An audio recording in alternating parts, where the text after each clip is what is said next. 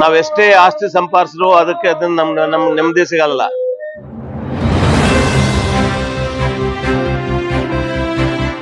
ನಮಸ್ಕಾರ. ಇವತ್ತು ನಮ್ಮ ನೇತಾಜಿ ನಗರದಲ್ಲಿ ತಾಯಿ ಮಲಾರಮ್ಮ ಒಂದು ಪ್ರತಿಷ್ಠಾಪನೆಯಾಗಿ ಎಲ್ಲ ಭಕ್ತಾದಿಗಳನ್ನ ಈ ಕಾರ್ಯಕ್ರಮಕ್ಕೆ ಆಹ್ವಾನಿಸಿದ್ದು ನಮ್ಮ ಪ್ರಭಾಕರು, ನಮ್ಮ ಸೀನಣ್ಣ ಇಲ್ಲೆಲ್ಲರೂ ಕೂಡ ಇಲ್ಲಿ ಆಗಮಿಸಿದ್ದಾರೆ, ನಮ್ಮ ಆಂಜಿ ಎಲ್ಲ.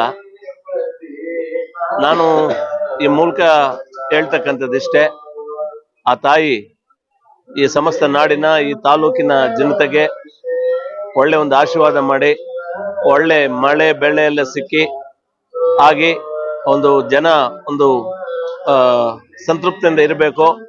ಮತ್ತು ವಿದ್ಯಾರ್ಥಿಗಳಿಗೆ ಆ ತಾಯಿ ಒಳ್ಳೆ ವಿದ್ಯೆ ಬುದ್ಧಿಯನ್ನು ಕೊಟ್ಟು ಒಂದು ಒಳ್ಳೆಯ ಒಂದು ವಿದ್ಯಾಭ್ಯಾಸವನ್ನ ಸಿಗುವಂತೆ ಆ ತಾಯಿ ಆರೈಕೆ ಮಾಡಿ, ಸಮಸ್ತ ನಾಡಿನ ಮತ್ತು ಈ ತಾಲೂಕಿನ ಜನತೆಗೆ ಒಂದು ಒಳ್ಳೆ ಆಶೀರ್ವಾದ ಮಾಡಿ ಅವರೆಲ್ಲರೂ ಕೂಡ ಸುಭಿಕ್ಷವಾಗಿರ್ಬೇಕು ಅಂತ ಆ ತಾಯಿಯಲ್ಲಿ ನಾನು ಮನವಿ ಮಾಡ್ತಾ, ಎಲ್ರು ಕೂಡ ಈ ದೈವ ಭಕ್ತಿ ಅನ್ನೋದು ಬಹಳ ಮುಖ್ಯವಾಗಿರ್ತಕ್ಕಂಥದ್ದು. ನಾವೆಷ್ಟೇ ಆಸ್ತಿ ಸಂಪಾದಿಸಿದ್ರು ಅದಕ್ಕೆ ಅದನ್ನ ನಮ್ ನೆಮ್ಮದಿ ಸಿಗಲ್ಲ. ಎಷ್ಟೇ ಹಣ ಸಂಪಾದಿಸಿದ್ರು ಅದನ್ನ ನಮ್ ನೆಮ್ಮದಿ ಸಿಗೋದಿಲ್ಲ. ಎಲ್ಲೋ ದೇವ್ರ ಗುಡಿಗೆ ಹೋಗಿ ದೇವ್ರಿಗೊಂದು ನಮಸ್ಕಾರ ಹಾಕಿ ರಾಮ ಗೋವಿಂದ ಅಂದ್ರೆ ಅದರಿಂದ ನಮಗೆ ಸಿಗ್ತಕ್ಕಂಥ ಸಂತೃಪ್ತಿ ನಮ್ಗೆ ನಿಜವಾಗ್ಲೂ ಕೂಡ ಎಲ್ಲಿಯೂ ಕೂಡ ಸಿಗೋದಿಲ್ಲ. ಯಾಕಂದ್ರೆ ದೇವಸ್ಥಾನ ಅಂದ್ರೆ ಒಂದು ನೆಮ್ಮದಿ ಸಿಗ್ತಕ್ಕಂಥ ಒಂದು ಸ್ಥಳ. ಯಾವತ್ತೂ ದೈವ ಕಾರ್ಯದಲ್ಲಿ ನಮ್ಮನ್ನು ನಾವು ತೊಡಸ್ಕೋಬೇಕು. ಆ ದೈವ ಕಾರ್ಯಗಳಲ್ಲಿ ನಾವು ತೊಡಸ್ಕೊಂಡಾಗ ಒಂದು ದೈವ ಇಚ್ಛೆ ನಮ್ಮ ಮೇಲೆ ಇದ್ದಾಗ ನಮ್ಗೆ ಯಾವುದೇ ರೀತಿಯಾದಂತ ತೊಂದರೆಗಳಿರಲ್ಲ. ಯಾವತ್ತೂ ಕೂಡ ಆ ದೇವರ ಒಂದು ಕೃಪಾ ಕಟಾಕ್ಷಕ್ಕೆ ಒಳಗಾಗುವಂತ ಒಳ್ಳೆ ಕೆಲಸಗಳನ್ನ ಮಾಡಿ, ಸಮಾಜದಲ್ಲಿ ಒಳ್ಳೆ ರೀತಿಯಾದಂತ ಒಂದು ಒಳ್ಳೆ ಕಾರ್ಯಗಳನ್ನ ಮಾಡಿ. ಯಾಕಂದ್ರೆ ದೇವ್ರು ಯಾವತ್ತು ನಮ್ಮನ್ನು ಯಾವತ್ತು ಚೆನ್ನಾಗಿ ಮೆಚ್ಚುತ್ತಾನೆ ಅಂತ ಹೇಳಿದ್ರೆ, ನೀವು ನೈವೇದ್ಯ ಇಟ್ಟು ಅಥವಾ ಇನ್ನೊಂದು ಮಾಡಿದ್ರೆ ಅದರಿಂದ ಸಂತೃಪ್ತನಾಗಲ್ಲ.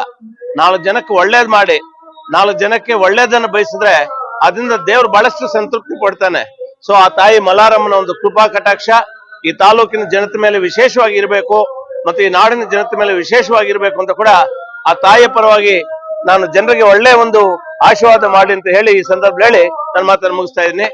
ಇಲ್ಲಿ ಆಗಮಿಸಿರ್ತಕ್ಕಂಥ ಎಲ್ಲ ನಮ್ಮ ದೃಶ್ಯ ಮಾಧ್ಯಮದವರಿಗೆ ನನ್ನ ಹೃದಯಪೂರ್ವಕವಾದಂತಹ ನಮನಗಳನ್ನು ಹೇಳಿ ನನ್ನ ಮಾತನ್ನು ಮುಗಿಸ್ತಾ ಇದ್ದೀನಿ. ಇವತ್ತು ಸಮಸ್ತ ನಾಡಿನ ಈ ದೇಶದ ಜನತೆಗೆ ಒಂದು ಸ್ವಾತಂತ್ರ್ಯೋತ್ಸವ ದಿನದ ಒಂದು ಶುಭಾಶಯಗಳನ್ನು ಹೇಳ್ತೇನೆ.